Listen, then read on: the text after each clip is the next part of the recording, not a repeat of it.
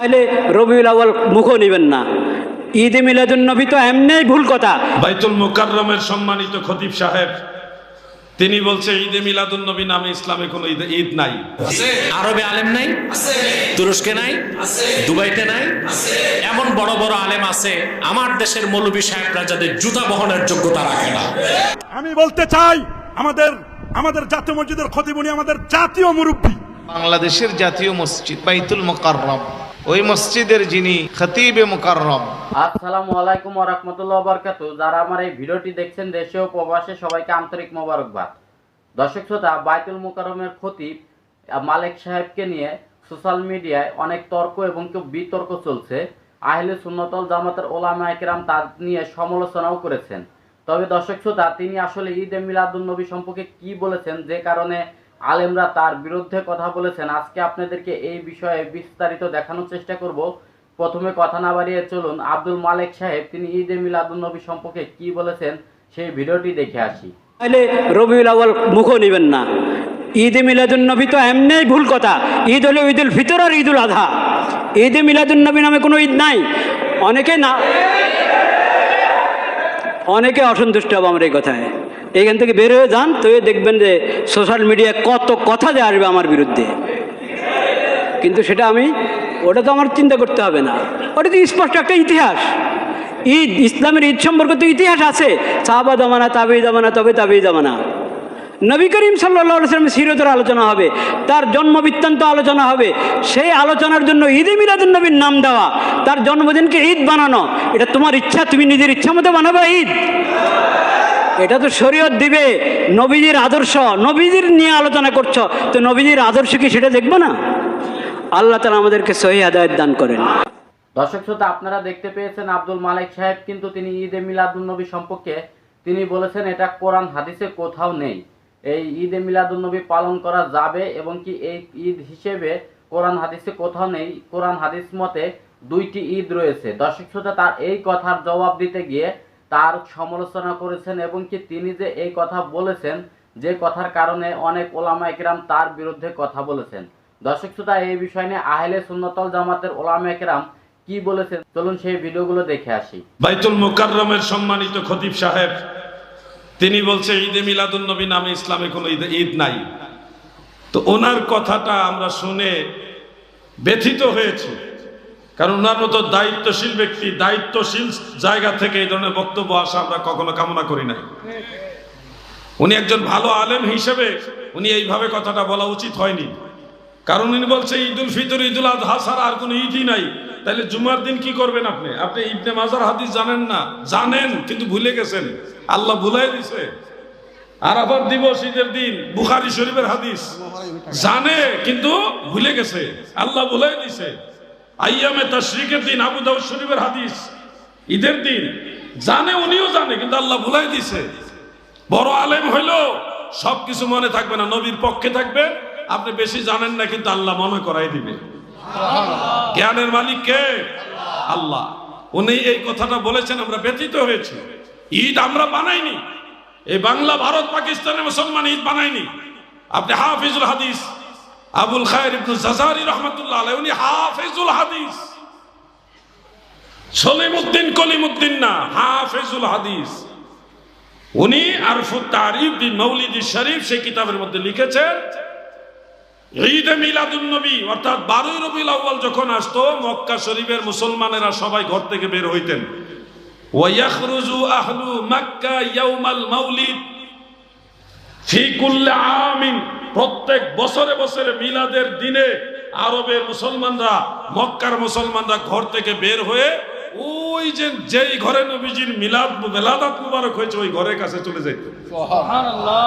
যায়া সালাতু সালাম পড়তেন, বিভিন্ন খাদ্য সামগ্রী মানুষকে একে অপরকে দান করতেন, খাওয়াইতেন, বিতরণ করতেন, আল্লাহর শুকরিয়া আদায় করতেন বিভিন্ন নেক আমলের মাধ্যমে। এই আমলটা করতেন। এমনকি ইবনু জাজারি লিখতেছেন ওয়া ইয়াহতাফিলুনা বিযালিকা মিন ইহতিফালিহিম মিন ইয়াউমিল ঈদ ওয়া কাযালিকা ইলা ইয়াউমিনা হাযা। তিনি বলতেছে ঈদের দিনের চেয়েও আরো বেশি গুরুত্ব দিয়ে এই 12ই রবিউল আউয়ালকে আরবের মুসলমানরা উদযাপন করতে, এটাকেই তো বলা হয় ঈদে মিলাদুন নবী, মানে সকল ঈদের সেরা ঈদ। এটা বুঝতে হবে আপনাকে। ইবনু জাজারি বলেন ওয়া কাযালিকা ইলা ইয়াউমিনা হাযা, যেমনি ভাবে এই আমাদের এই জমানা পর্যন্ত হইতেছে, তার মানে কখন শুরু হয়েছে এটা শিউর নাই, ঠিক নাই কখন থেকে এটা শুরু হয়েছে। আপনি বলবেন যে 604 হিজরিতে শুরু হয়েছে, না ভাই, আপনার এই কথাও টিকবে না। বদরুদ্দিন আইনি রহমাতুল্লাহ আলাইহি তিনি কিতাব লিখে দিয়েছেন 604 হিজরির আগে বাদশাহ নুরউদ্দিন জঙ্গি রহমাতুল্লাহ আলাইহির আমলে, ওনার সময়টা ছিল 511 থেকে 569, 604-এর আগে। ওই সময়ও ওয়াকানা ইয়ামালুন মিন মাউলিদি রাসূলিল্লাহি সাল্লাল্লাহু আলাইহি ওয়াসাল্লাম ফি কুল্লি সানাতি, প্রত্যেক বছরে বছরে মিলাদুন নবী উদযাপন করা হতো ওই সময়ও। তাইলে আপনার ফতোয়া টিকে থাকবে না, রসুলের মিলাদের বিরুদ্ধে দাঁড়াবেন না, এই হলো আমার আহ্বান। তবে প্রশ্নোত্তর আমি চলে যাব এখনই। আপনাদেরকে অনুরোধ করব, মিলাদুন নবীর মাহফিল হইলেও আমি আপনাদেরকে নামাজের ব্যাপারে গুরুত্ব দিয়ে যাচ্ছি। নামাজ ছাড়া আপনারা যদি ভাবেন যে আপনার সুন্নি নামাজ লাগবে না, তাহলে ভুল হবে। সুন্নিরা তো অবশ্যই নামাজ পড়ে, বিশাল জশ্নে জুলুস হয়েছে, তা সত্ত্বেও বিশাল জামাত হয়েছে, নামাজের সময় নামাজ, 5 ওয়াক্ত নামাজ পড়তে হবে ইনশাআল্লাহ। বলেন যুবক ভাইরা, আপনারাও বলেন ইনশাআল্লাহ 5 ওয়াক্ত নামাজ পড়বেন, আল্লাহর ওয়াস্তে বলছি। আব্দুল ফাত্তাহ আবু কুদ্দা, আরে বাবা, ইনি তো আমাদের জাতীয় মসজিদের মুফতি আব্দুল মালিক হাফিজাহুল্লাহ সাহেব, ওনার উস্তাদ ছিলেন। আল্লাহু আকবার বলেন। আল্লামা আব্দুল ফাত্তাহ আবু কুদ্দা উনি এবং আল্লামা জাহেদ কাসারি, এরা তাদের দাদা উস্তাদ শেখ আওয়ামা, এরা এই যুগের শ্রেষ্ঠ। এরা কিন্তু এই যুগের বড় বড় আলেম, তারা কোনোদিন ঈদে মিলাদুন নবীর বিরুদ্ধে একটা কলম তারা বসায় নাই। আমি বলতে চাই, আমাদের জাতীয় মসজিদের খতিব, উনি আমাদের জাতীয় মুরব্বী, কথা বলেন, আরো জোরে বলেন। উনি আশা করি জাতীয়ভাবে এমন বক্তব্য দিবেন কারো মনে যেন কোনো কষ্ট না পায়, কথা বলেন। উনার উস্তাদরা কেউ তো কখনোই ঈদে মিলাদুন নবীর বিরুদ্ধে কেউ কথা বলেন নাই, আল্লাহু আকবার বলেন।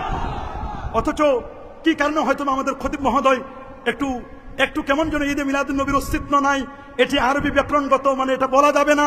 কেন বলা যাবে না হুজুর? আমরা আপনার কাছে জানতে চাই। আশা করি আপনি আগামী জুমায় এটার দলিল সহ আমাদেরকে দিলে মানুষের মনে কোনো কনফিউশন থাকবে না, কথা বলুন, আরো জোরে বলুন। আমরা দলিল ছাড়া কারো কথা নেব না, কথা বলেন। আমাদের হুজুরের সমালোচনা করা এটা আমাদের কোনো টার্গেট নয়, বা আমাদের এরকম যোগ্যতা নেই। হুজুর অনেক বড় আলেম, অনেক বড় বিজ্ঞ পণ্ডিত, শাইখুল হাদিস, উনি বিভিন্ন ফুনুনের উপর তার অনেক অগাধ জ্ঞান আছে, কোনো সন্দেহ নাই। তিনি একজন জাহেদ ব্যক্তি, সবে ঠিক আছে। তারপরে হুজুর যখন এরকম কথা বলে ফেলেছেন, আশা করি হুজুর হোক অথবা তার ছাত্রদের পক্ষ থেকে হোক অথবা তার মাদ্রাসার কোনো ব্যক্তির পক্ষ থেকে হোক, তারা কিন্তু এই বক্তব্য করে দিবেন। আল্লামা জাহেদ কাউসারি তিনি হাদিসের ব্যাপারে বলছেন এটি হাসান পর্যায়ের হাদিস। আল্লাহু আকবার, আল্লাহু আকবার। এটি কেউ বলেন নাই, এরকম বলা আমার মনে হয় আরেকটু পড়াশোনা করা দরকার। এই জন্য কবি নামাজ বলে দিয়েছেন, আল্লাহু আকবার বলেন। ফাকুল লিমান ইয়াদদাই ফিল ইলমি ফালসাফাতান, ফাকুল লিমান ইয়াদদাই ফিল ইলমি ফালসাফাতান হাফিজতা শাইয়ান ওয়া গাবাত আনকাল আশিয়া, ফাকুল লিমান ইয়াদদাই ফিল ইলমি ফালসাফাতান। যে ব্যক্তি বলে যে আমার অনেক জ্ঞান আছে, অনেক ফালসাফা, অনেক দর্শন আমি জানি, ফাকুল লিমান ইয়াদদাই ফিল ইলমি ফালসাফাতান, তিনি বলছেন হাফেজতা শাইয়ান, আপনি অনেক মুখস্থ করেছেন, ওয়া গাবাত আনকাল আশিয়া, তবে অনেক কিছু ছুটেও যেতে পারে। কি বলেন? অনেক কিছু ছুটেও যেতে। ফাওকা কুল্লি জি ইলমিন আলিম, আলেমের উপরও আলেম আছে। আল্লামা ইমাম কাস্তাল্লানী রাহমাতুল্লাহ আলাইহি, যিনি ইরশাদুস সারি লে শারহ সহিহ বুখারী, উনাকে আমরা ফেলে দিতে পারি না। কি বলেন? আমরা কি উনাকে ফেলে দিতে পারি? আরো জোরে বলুন, আমরা কি উনাকে ফেলে দিতে পারি? না, আমরা তো উনাকে কখনোই ফেলে দিতে পারি না, আমরা কখনোই ফেলে দিতে পারি না। ইমাম ইবনু আব্বাদ রুনুদি মালিকি 792 হিজরি আলেম, তিনি বলে দিয়েছেন স্পষ্ট করে, তার লেখা বিখ্যাত কিতাব আর রাসাইলুল কুবরা 52-53 পৃষ্ঠায় 800 বছর আগের আলেম, তিনি নবীর জন্মদিনকে ঈদ বলেছেন। ইমাম আবু আব্দুল্লাহ ইবনুর রাসা 894 হিজরির আলেম, তিনি তাজকিরাতুল মুহিব্বিন 154 পৃষ্ঠায়, উনি মুস্তাহিদ ইমাম, তিনি নবীর জন্মদিনকে ঈদ বলেছেন। শুধু তাই নয়, ইমাম ইবনু জাজারি 833 হিজরি আলেম, শিহাবুদ্দিন কাস্তাল্লানী 923 হিজরির আলেম, তিনি বলে দিয়েছেন ফারাহিমাল্লাহু ইমরান ইত্তাখাযা লায়ালি লায়ালিয়া শাহরে মাউলিদিহি আল মুবারক আয়াদান আল্লাহু আকবার। শুধু তাই নয়, ইমাম আবু আব্দুল্লাহ আল কাউরি 872 হিজরি আলেম, ইমাম আহমদ জাররুক আল ফাসি, ইমাম সাখাবি, ইমাম কাসসালানি, শাইখুল ইসলাম, ইমাম খারাশি 1101 হিজরি আলেম, তিনি বলেছেন আন্নাহু ঈদুম মিন আয়াদিল মুসলিমিন। আব্দুল হক মুহাদ্দিস দেলবি 1052 হিজরি আলেম, তার লেখা বিখ্যাত কিতাব স্পষ্ট লিখেছেন মা সাবাতা বিনা সুন্নাহ ফি আইয়ামিস সানা। তিনিও বলে দিয়েছেন নবীর জন্মদিন জন্মরাতকে ঈদ বলতে কোনো বাধা নাই। আমরা যদি হুজুর আপনার কথাটা নেই, তাহলে এত বড় বড় ইমাম মুহাদ্দিস মুস্তাহিদ এদেরকে ফালতু বলার লাগে, এদেরকে বাজে মন্তব্য করার লাগে। এখন সিদ্ধান্ত আপনি দিবেন আমরা আপনার ব্যাপারে কি বলবো, আর এত বড় মুহাদ্দিস মুস্তাহিদ ইমাম এদেরকে কি বলবো। আপনি যেটা ফতোয়া দিবেন ওইটাই জাতি মেনে নেবে। পৃথিবীতে একটা দুইটা মুসলিম রাষ্ট্রে, প্রত্যেকটা আরব রাষ্ট্রে রাষ্ট্রীয়ভাবে মিলাদুন নবী পালন করা হয়। সৌদি আরবিয়াতে রাষ্ট্রীয়ভাবে ছুটি ঘোষণা করা, 12 রবিউল আউয়াল সর্বোচ্চ সম্মানের সাথে সৌদি আরব সরকার মিলাদুন নবী পালন করে। কাতার করে, দুবাই করে, তুরস্ক করে।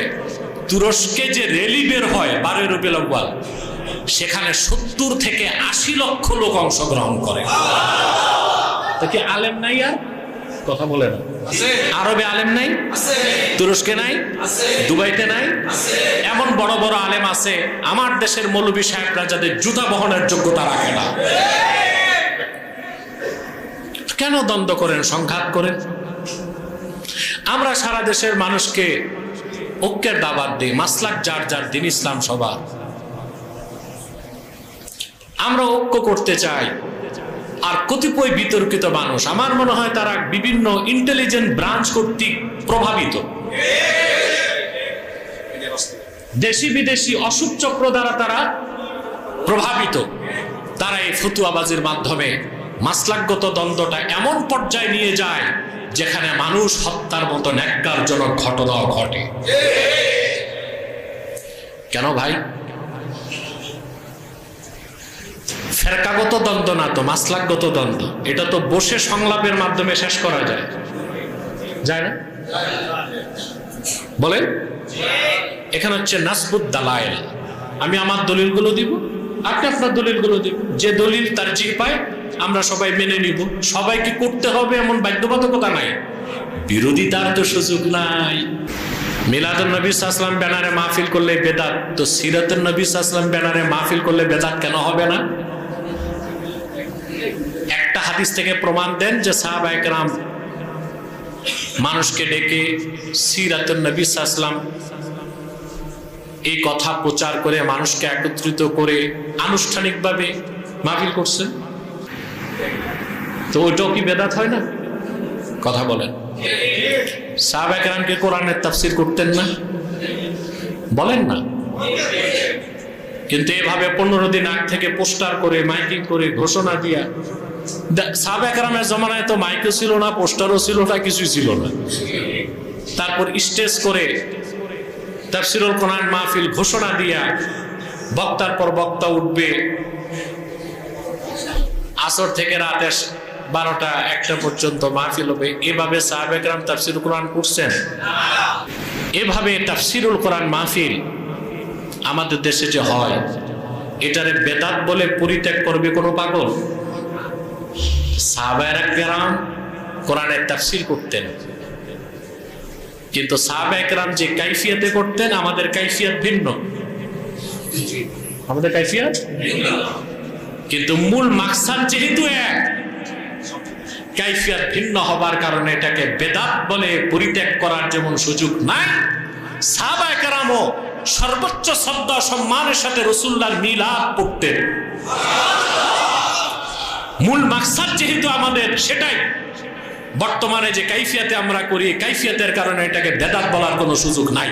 বাংলাদেশের জাতীয় মসজিদ বাইতুল মুকাররম, ওই মসজিদের যিনি খতিবে মুকাররম, কোনো একজন জাতিকে খুশি করার জন্য উনি বলে দিল জশ্নে জুলুস নাই, মিলাদুন নবী নাই, ঈদে মিলাদুন নবী নাই। অথচ মজার ব্যাপার, ওই মসজিদেই 15 দিন ব্যাপী ঈদে মিলাদুন নবীর মাহফিল চলতেছে।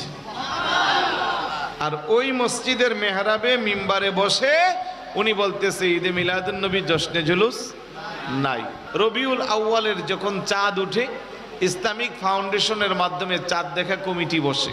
চাঁদের 29 তারিখ আসরের পরে, মাগরিবের পরে সারা বাংলাদেশে বসে, প্রত্যেক জেলায় জেলায় বসে, ডিসি মহোদয় সভাপতি, তারপরে এভাবে আপনার মসজিদের ইমাম, পুলিশের এসপি, আরও দায়িত্বশীলরা কমিটিতে থাকে। রবিউল আউয়ালের চাঁদ যখন উঠলো ওইখানে উনিও ছিল। ওই দিন উনি রবিউল আউয়াল চাঁদ ওঠার পরে ঈদে মিলাদুন্নবীর দিন তারিখ ঘোষণা হয়েছে, উনি ওই জায়গায় মোনাজাতও করেছে আর মিম্বরে বসে বলতেছে এগুলো নাই। তবে এক সপ্তাহের ব্যবধানে আবার উনি পেয়ে গেছে, আজকে নাকি আবার বলছে যে মানে ওনার বক্তব্যের সংশোধনী করেছে। আলহামদুলিল্লাহ। একজন মানুষ যতই জ্ঞানী হয় কিছুটা জ্ঞানের ঘাটতি থাকতেই পারে, এটাই স্বাভাবিক। সবাই যে সব কিছু জানবে, পারবে, বুঝবে বিষয়টা এমন না। তবে কোরআন হাদিসে নাই এই কথা বলার সুযোগ নাই। কথা বলেন ঠিক কি না? আমি পাই না, আপনি পান না, সেটা আমার আপনার ব্যর্থতা। তাই বলে কোরআন হাদিসে মিলাদুন্নবী নাই এই কথা বলা যাবে? আর একটু জোরে বলুন, যাবে? যাবে না। ঈসা নবীর উম্মতদের জন্য আল্লাহর পক্ষ থেকে খানসা ভর্তি আসমানি খাবার আসছে। আল্লাহুম্মা আনজিল আলাইনা মাইদাতাম মিনাস সামা তাকুনু লানা ঈদাল লিআউয়ালিনা ওয়া আখিরিনা ওয়া আয়াতাম মিনকা ওয়ারযুকনা ওয়া আনতা খায়রুর রাযিকিন। ঈসা নবীর উম্মতেরা কো আল্লাহ, আসমান থেকে আমাদের জন্য সুস্বাদু খাবার দিলা, এটা আমাদের জন্য ঈদ, আমাদের পূর্ববর্তী পরবর্তী সবার জন্য ঈদ। সুবহানাল্লাহ বলবেন না? তো ঈসা নবীর উম্মত আসমান থেকে খাবার পায়া যদি ঈদ হয়, আর আমরা রহমাতুল লিল আলামিন নবীর উম্মতেরা ওই নবীকে পাইলাম যেই নবী পৃথিবীর শ্রেষ্ঠ নিয়ামত, যেই নবী না হলে আসমান জমিন আরশু কুরসি লৌহ কালাম জান্নাত জাহান্নাম চন্দ্র সূর্য 18,000 মাখলুকাত আল্লাহর অগণিত নাজ নিয়ামত কোনো কিছুই পাইতাম না। তো ওই নবীর চেয়ে আমাদের জন্য বড় খুশির আর কিছু আছে? তো যাই হোক, উনি যদি পেয়ে থাকে ধন্যবাদ, না পাইলে আরো স্টাডি করুক, পাইবে। তবে নাই বলার কোনো সুযোগ নাই বলার সুযোগ। আপনি একটা মেডিসিনের জন্য বের হচ্ছেন, 4টা 5টা 10টা দোকান দেখে আসে বলতেছেন এই ওষুধরা চট্টগ্রামে নাই। আমি বলবো আপনার মতো পাগলও নাই, ঠিক না? আপনি এখানে কি বলে মির্জারপুর, মোরাদপুর, 5 থানায় পাইছেন না, আপনি মেডিকেলের সামনে যান তাও পাইলেন না, আপনি হাজারীগল্লিতে যান, এক জায়গা না এক জায়গা পেয়ে যাবেন। শহরে না, এটা কি বলা যাবে? না পাওয়ার ব্যর্থতা সেটা আপনার, আপনি ভালো করে খুঁজতে পারেন নাই। কোরআন হাদিসে মিলাদুন্নবী নাই, আপনি এটা কেন বলবেন? আপনি না পাইলে সেটা আপনার জ্ঞানের সীমাবদ্ধতা, আপনি ভালো করে পড়েন, পেয়ে যাবেন ইনশাআল্লাহ। দর্শক শ্রোতা, আপনারা দেখতে পেয়েছেন আহলে সুন্নাত ওয়াল জামাতের উলামায়ে কেরাম তারা কিন্তু ঈদে মিলাদুন্নবী জায়েজ সেটা কোরআন হাদিস থেকে প্রমাণিত।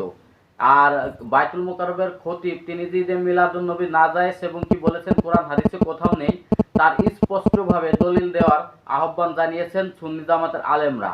দর্শক শ্রোতা, আসলে ঈদে মিলাদুন্নবী এটা পালন করা সাহাবীর যুগেও ছিল, তাবিনের যুগে ছিল এবং কি বড় বড় ইমাম সাহেব তারাও করেছে এবং কি তারা এটা পালন করতে বলেছে, এটা জায়েজ। তবে এই বিষয়টা নিয়ে তার এই বিতর্ক মন্তব্যের কারণে আহলে সুন্নাত ওয়াল জামাতের উলামায়ে কেরাম তারা জবাব দিয়েছেন এবং কি তারা মুখ খুলেছেন। তবে আজকের এই ভিডিওটি এই পর্যন্তই। ভিডিওটি ভালো লাগলে অবশ্যই লাইক কমেন্ট শেয়ার করবেন এবং কি চ্যানেলটি সাবস্ক্রাইব করবেন। আল্লাহ হাফেজ।